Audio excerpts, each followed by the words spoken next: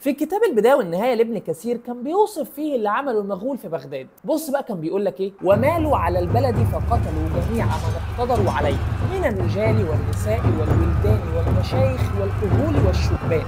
ودخل كثير من الناس في الآبار وأماكن الحشوش وقني الوسخ، وكمنوا كذلك أياما لا يظهرون. وكانت جماعة من الناس يجتمعون إلى الخانات ويغلقون عليهم الأبواب، فتفتحها التتار إما بالكسر وإما بالنار، ثم يدخلون عليهم فيهربون منهم إلى أعالي الأمكنة فيقتلونهم على الأسطحة حتى تجري الميازيب من الدماء في الأزقة، فإنا لله وإنا إليه راجعون. وبدأ بقى يحكي عن حال بغداد بعد ما المغول مشوا منها. ولما انقضى الأمر المقدر وانقضت 40 يوما بقيت بغداد خاوية على عروشها، ليس بها أحد إلا الشاذ من الناس، والقتلى في الطرقات كأنها التلال، وقد سقط عليهم المطر فتغيرت صورهم وامتنت من جيافهم البلد، وتغير الهواء فحصل بسببه الوباء الشديد حتى تعدى وسرى في الهواء إلى بلاد الشام، فمات خلق كثير من تغيير الجو وفساد الريح،